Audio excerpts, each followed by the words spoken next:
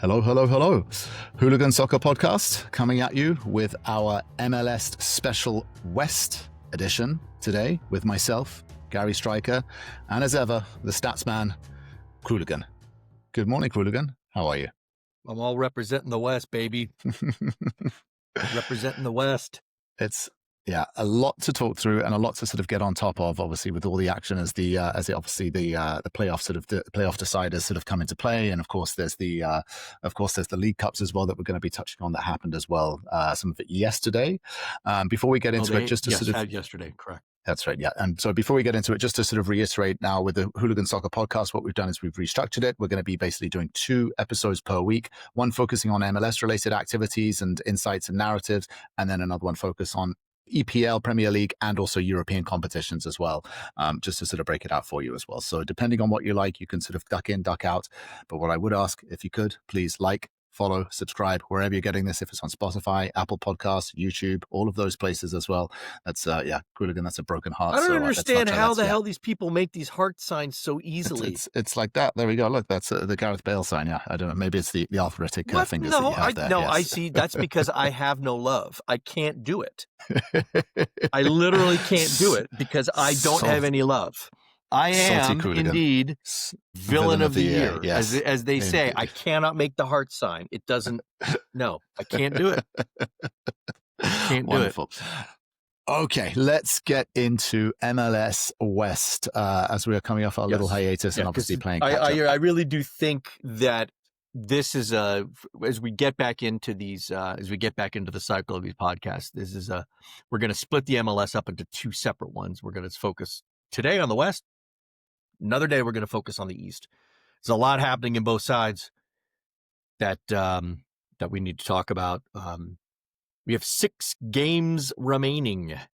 Yeah, before decision day, and it's getting tight. And as always, if you want to hear the musings and the ramblings of myself or the Qooligan or some of our other wonderful contributors, you can always go to hooligan-soccer.com. That's where you can get all of the activities and the insights, the statistical analysis, the banter, the bullshit, and all the rest of it that comes with it as well. And some really good words. Lots of good words. The wordsmith that you are. Exactly. Okay, let's get into it. So agenda today, we're going to be touching on, just it's the meteoric rise of San Diego in the opening season, which is just absolutely incredible. We'll be touching on Vancouver, Minnesota. We'll be touching on yesterday's game between Seattle and Galaxy, and then also as well, biggest letdowns as well on the Western Conference. So let's get into it. Losers. First season, new franchise, San Diego, my new favorite Western Conference team as well. It is. We tough. Love these. That's tough. They have completely come in and stolen your heart away from your hometown Austin boys. Well, it's true. Seriously, true. Not that you had a lot of love for Austin. It's by proximity. I'm a sort of an Austonian in that sense and an Austin fan. However, but just the narrative to come in and just not have really any big signings or any big marquee signings, but they're able to just come in and they started off well and we're like, okay, is it just the bounce? Is it the early start? There's a little bit of a sort of, fizzle and a crack, and they just held it. They just kept going on and they've qualified for the playoffs, right? I don't think they could have dreamt of qualifying for the playoffs as they started this season. No, this is, in fact, that's the big news. They were the first MLS side to clinch a playoff spot, which in MLS parlance means it basically, they do the math and they say, even if you lose every game that you have on your schedule remaining out, if you're going to be in 9th place or above, based on every other team winning, that's how you. It's like it's a statistical foo number, but it is valid. And San Diego are technically, even though they don't have the highest points in the league, they are the first team that mathematically clinched a playoff spot. They can't finish worse than 9th, which means that they will be able to qualify for the play-in, which is the first start of the postseason in mid-October, late October. And you're right, Gary. It is unusual. Actually, it's actually not that unusual that expansion franchises do well in their first year. In fact, I'd have to go back and double check the history on this, but I am fairly confident that over 50% of all new franchises have made the playoffs in their first year. This is not this is not a shocking surprise. Yeah. It's not as if, in a way, it's not as if you're in a promotion relegation system. The teams that come up are going to be somewhat hampered by the fact that their wage bills are going to be smaller, particularly for teams that are coming up for the first time, and that they're going up against these juggernaut teams. The MLS is a league that is designed around parity. There are salary caps in effect, and even though you can splash cash on players like Messi by bending the rules or doing things like that, in truth, you've got the same pool and everybody kind of is in the same boat, sort of. I dare say it's an almost uniquely un-American approach to a system, whereas Europe tends to take a much more open capitalistic side of things. It's I'm very not sure what's socialistic, going isn't on. it? Yes, I'm just very saying, socialistic. it's an unusual scenario. Yeah. Can you just confirm something for me, and just to make sure that I am reading the statistics correctly? Is just looking at their home form and their away form, is that correct? I'm really reading that correctly, that they have not lost a game away from home this season. Is that correct? If that's what the stats say, then that is a true statement. That is correct. Yeah, just looking at this home, obviously 1-9, tied 4, lost 0. That's away, right? And then a home 1-7, tied 3, lost 5. Yeah, I'm not sure where Which you're would make looking at sense. on the stats there, but sure. Is that's possible? Oh no, maybe that's tied. Actually, no, I'm sorry that you're right, because that would sort of tie. No, I'm sorry. No, I think they've lost. I think they've lost at home. I don't lost think 7. No, that's one loss tied. They've tied. Yeah, they have not tied. So they win or lose at home or away. They're sort of pretty binary in that sense. Sorry, that was my mistake. Yeah, and yeah. you know, San Diego hasn't been perfect out of the gate. They did have a real heavy blip between like game week 3, game week 11. They actually dropped all the way down to 7th place. They had a period where they lost 3 games in a row. So in a way, they've been like any other real team. They had a brief high, they dropped down, they took a deep look of introspection, looked at themselves and said, what do we got to do? Found a way to fix it, have climbed right back up. And they've been holding that first place spot now for a couple of weeks. It's been a hell of a thing to see. Yeah, no, it's been a wonderful story about how they've come in. Can I ask, I assume this would be the first time ever that a new franchise has actually come in and won their respective conference. Is that correct? Like that's not happened That before, is right? possible outside of obviously the opening year of the MLS, right? But yes, I think so. That is a challenge. I might have to go in and do some research on that. Okay. Yeah. So obviously, just looking at the stats now, naturally, Andres Dreyer seems to have been their sort of star player, that standout player in terms of performance. He's been fantastic. Yes. Do you think, look, he's 27 years old, he's Danish, obviously he's probably got a wonderful life living in San Diego as well. He's on top of the world, his probably sort of family are down there having a wonderful time, enjoying the sunshine and the surf and all those wonderful things. Do you think he starts getting sort of attention from some European teams here in a way, or do you think or some of the other sort of other teams? No, not at his age. Do you think he sits there? Yeah. No. Okay. No, I mean, I not entirely up to. I'm going to do a quick research and see what his trade history is. I'm sure he's probably played in some first division leagues in what I'll call middling countries. I'm sure he played in Denmark. I'm sure Danish, he played in some other places like that. But no, I don't think. I mean, this guy is a journeyman. He's been at Anderlecht. Yes. Yeah. Ruben Kazan. Correct. Mike then. Yeah. Bryson for a short period as well. He got bought for, wow, look at that. Okay. Bryson as well. He was in there as well. Yeah. Yeah. He's not going to, he may, no, that is not where his future is. Where the MLS sells players over into the European sides, they tend to be very, very young. And they tend to have, and this is not exclusively the case, but a lot of them, at least historically, have been young players that were plucked from Latin America, came into the MLS, sort of did a big thing, and then moved on to others. The MLS spots. Is a lily pad to hop over to Europe, basically. It can be. It can be for some. Yeah. You know, now that's not to say like Max Arfson out of Columbus is somebody that people are talking about, but he's very young. He's only 19, 20. Yeah. So, you know, but staying on San Diego, yes, he's been great. I have to say I was initially very down on their signing of Chucky Herving Lozano, the Mexican national. I was very down on their signing him. I thought that is just it's a ploy. It's a marketing gimmick. try and attract in, the Mexico fans, the El Tre fans from from the San Diego region, but he's performed. Yeah. Okay? He's got 10 goals, he's got a couple of assists, and that's the thing about Dreyer that most people don't know. While yes, he's got 13 goals, he has 15 assists. Yeah. That's a double. So team player. It's a great, yeah. There's not a lot of players in the MLS that have doubles, goals, and assists. Goal and assist statistics. It is extremely rare. So that is that's what, in my opinion, that's what makes him so unusual, is that he can be clinical up top, but he can also be somebody who feeds everyone else. Yeah.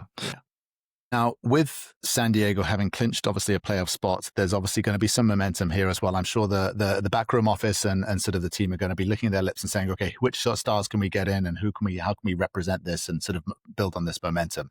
There's always a fear of second season syndrome as well, so we want to watch out for that. My understanding is Juan Mata, the ex, Spanish and Man United and Chelsea player, is a part owner of San Diego. I believe he has a small piece of San Diego, but. And then in terms of they still have like 2 designated player spots still open. Is that correct? Am I correct? No, I believe Dreyer is one of. He's either a designated player spot or an international player spot. Yeah, and you could be both. Yeah, but they still have one slot at least open. They have one DP spot. They have one designated player spot open, if I recall, because I think Dreyer took one. I think Curving took the second. Yeah. And there was a period of time, and I actually thought this was going to happen. I thought De Bruyne was a very strong candidate to come over to San Diego. Mm-hmm. Napoli instead convinced him to come to Italy. For De Bruyne, I think that was a better move, right? Yeah. I mean, he would have been, I think, exceptional in the MLS. But Napoli will satisfy his urge for competition. Yeah, And so, tough luck, San Diego.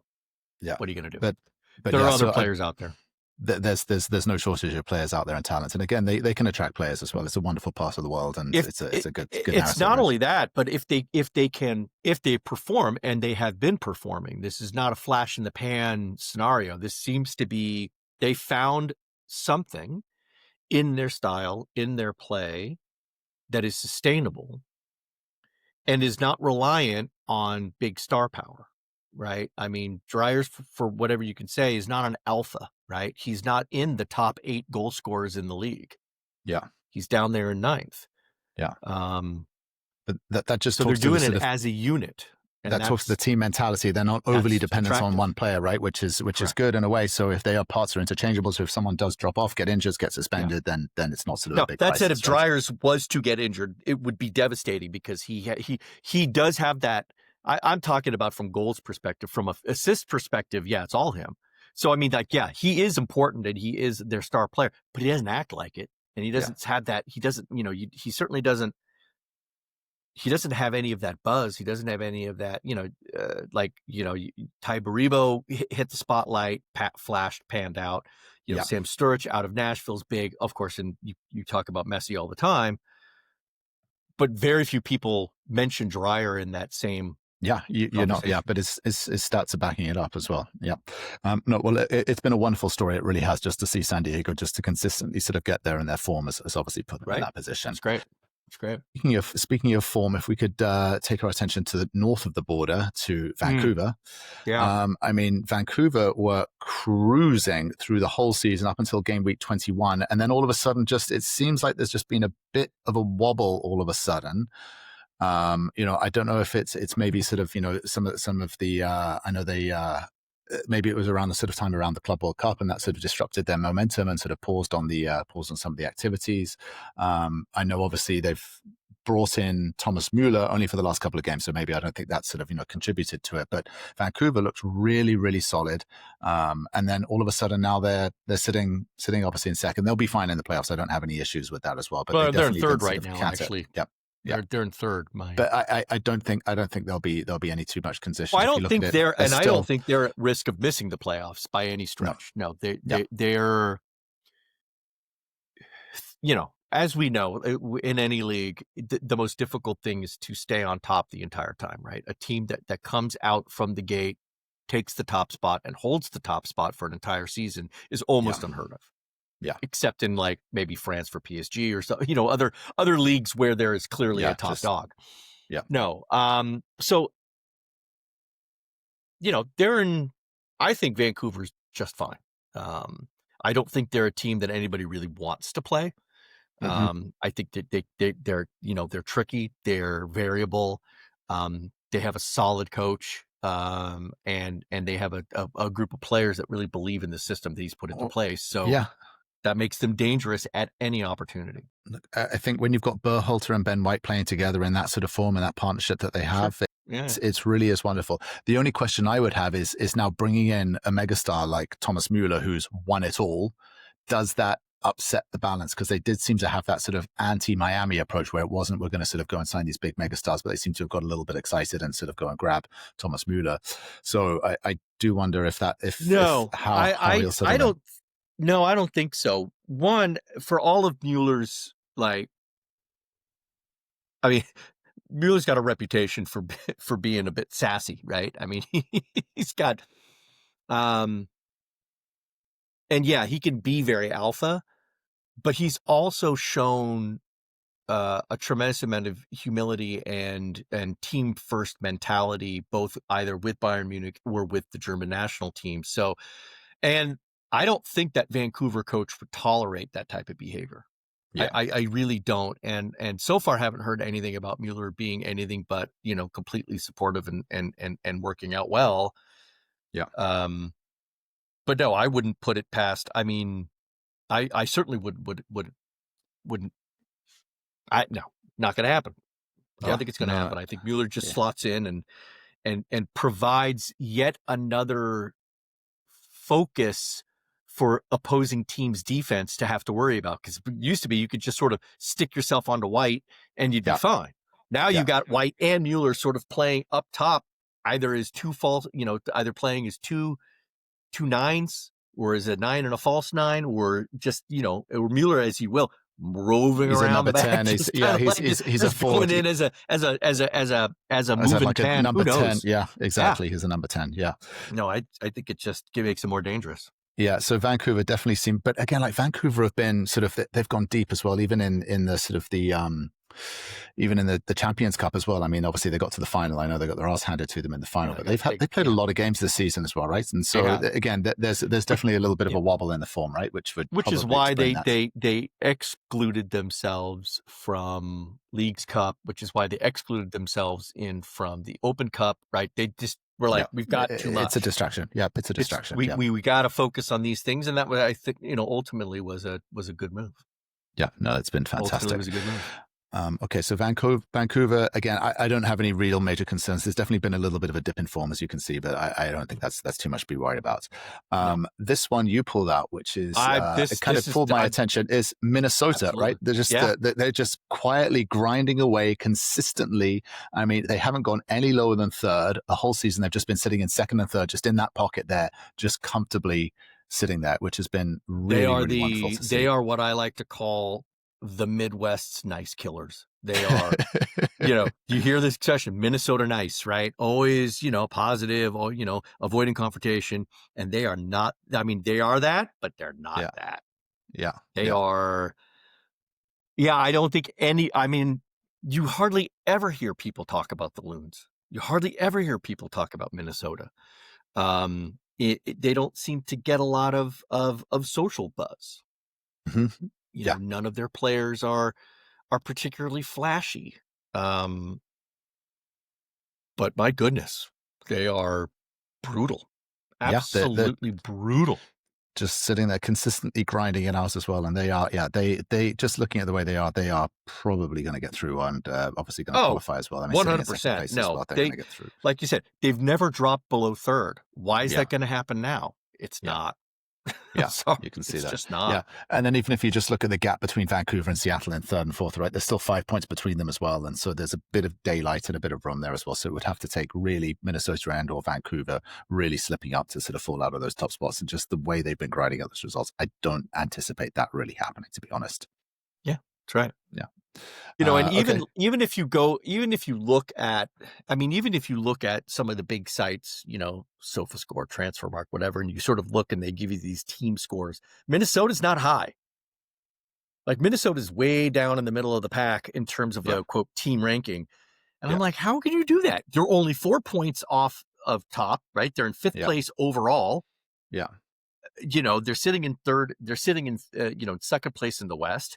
And you've got them down to what, 14th, 15th as a team? I mean, you got a plus 16 goal differential. That's it. Good. Yeah.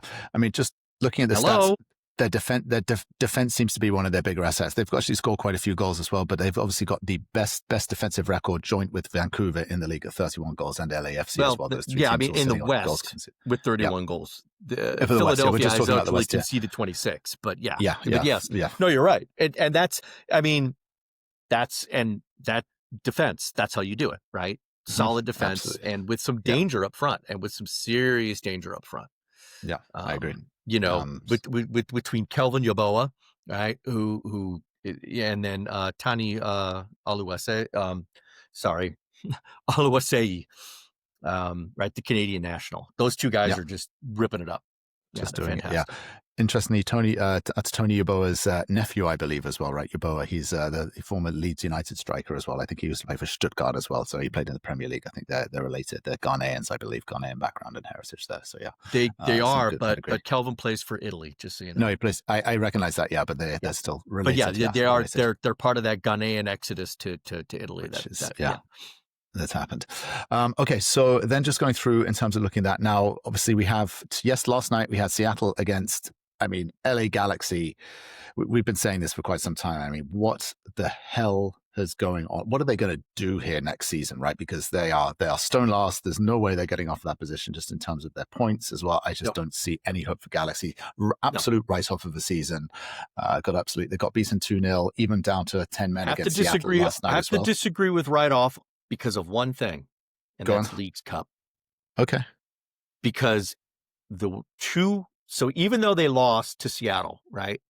So they lost to Seattle, which means that they are not guaranteed a berth in next year's Champions Cup for CONCACAF. The top 2 teams from Leagues Cup qualify, but also the 3rd place team qualifies. Yeah. And they are playing a 3rd place match against Orlando City. If they win that, they make Conference Cup, coming in dead last in the league. It's crazy. Yeah. Which, by the way, I will say is wrong. That type of shit shouldn't happen. These backdoor entries as well, but there is a lot of these backdoor stuff. Yeah. Listen, if you watched LA Galaxy in Leagues Cup, and I mentioned this in some of the articles, there were 2 LA Galaxies. There was Leagues Cup LA Galaxy, and then there was League LA Galaxy. Now, this game that they played against Seattle was a classic League LA Galaxy. They couldn't defend. They couldn't hit the target. They were just all over the place. I mean, it was awful to watch them. Yeah. Whereas you saw some of the Leagues Cup LA Galaxy, they were scoring goals like crazy. They were being tight on the defense. So they apparently have it. They just haven't been able to bring it. And it's a big question as to, was their slide so severe and so psychologically damaging, dropping the first 10, 12, 13 games in a row? Yeah. Was it that bad? Yeah. That they just said, all right, we're not even, and they're only really choosing to focus at certain times when there's something on the line, but the league just doesn't matter to them anymore. Mm-hmm. Yeah, they've let it go. And just how they dominated last season, even in playoffs and getting through and even winning the playoffs last season as well. Then to be stone last in this Western Conference, it really is a sort of stark contrast of just how different the same seasons they are. Yeah, Barry. It's the same team. They didn't update it. They didn't change it. Yeah, that means that there's something else happening down there in Carson. Yeah. Right. I don't know what it is, but what do you think? I mean, as they go into the off season and then they start to sort of look at the structure of their team, I mean, do you think they gut it and do a whole rebuild here, or what do you think? What do you think happens? With what? Yeah, none of the players are worth that much. They've got no GAM. They've got no GAM money, right? Yeah. Right. So no, I don't. I think No, I think it's going to be a tough 2 or 3 years for the Galaxy. Like, because they obviously have to rebuild. They just gave their coach a mega, 3-year extension with like a lot of zeros on it. I mean, he deserved it. He earned it from the last season, and then maybe the money spoiled it. And again, I don't think it's all down to the coach specifically. He won the playoffs sure. and got all the way through, and that's what matters, right? Got into the playoffs. Didn't win the Western Conference though last season as well, if you recall, right? They think they came second, I believe. No, they did, but that was by goal differential to LA to LAFC. I don't think you begrudge your coach. No, you don't begrudge that. But at the same time, there was when they went in, right?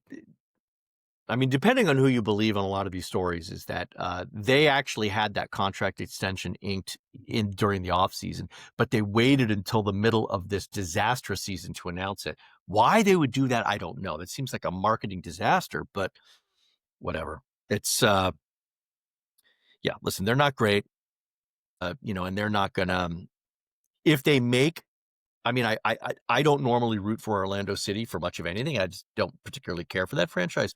But oh my God, am I rooting for them? Yeah, we sort of come into sort of see how the season wraps out. What is your take on biggest letdowns of the West? I've got two, Gary. The first of which is RSL, right? So Real Salt Lake. They've just disappointed. They haven't found their groove. They have arguably one of the most dynamic players in the league in Diego Luna. Does not look like they're going to be able to keep him if they fail to make playoffs. He is going to be their biggest flight risk. Also, probably their biggest opportunity to make some cash, because Diego Luna is a player that they can sell for millions. He is in the millions range. And he's scrappy enough to play in all the tough leagues. But he's silky and skilled enough to play finesse ball if he really needs to. So yeah. But overall they've been disappointing. The second one is Sporting Kansas City. I mean, probably, I didn't expect much out of them, but I expected more than I've seen so far. I mean, you could sit there and say LA Galaxy, whatever. Yeah, fine. We all know about them, but no, those are my two real big disappointments in that sense. Okay. And what about I know your no love is lost when it comes to San Jose and the Earthquakes. Are you? Do you no, in fact, I have to say they have overachieved in my eyes. I did not expect them to be very good, and they're better than I expected. Sure, they've lost 11 games, but they've also won 9, which is 6 more than they won all of last year, and they've got another 6 to go.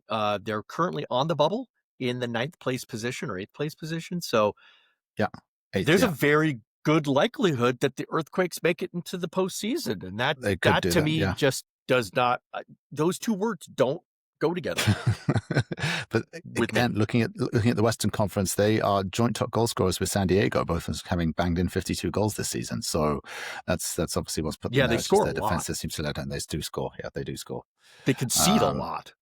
Yeah. They've also conceded more goals than anybody except Kansas City and LA Galaxy. So there's that. Yeah. I mean, let's just say this. If you go to PayPal Park, you're in for a good show, because it tends to be high scoring, lots of goals, big time drama. Oh yeah, it's fun. Yeah, absolutely. Indeed. Absolutely. Wonderful. Well, Qooligan, that brings us up on time, wrapping up this week's episode now that we've covered the Western Conference. I think we'll be back next week and we'll be doing a similar thing on the Eastern Conference as well. True. Try not to hate too much on Miami and Messi. I know those boys in pink get too much attention in your opinion, but for obvious reasons. Can't promise that, Gary. I can't do it. But as always, guys, thank you very much for tuning in and listening. Again, as discussed, if you can, like, follow, subscribe, leave a comment, hooligan-soccer.com. Go in and read, obviously, the musings there as well. Follow us on social. Would love to hear from you as well. Reach out to us. Any feedback is always a gift, and would always love to hear from you. So until next week, we'll be back covering the Eastern Conference as well. Breaking off as well. Emoji. Wonderful. All right. Thanks, Qooligan. Until next time. Bye-bye. Peace.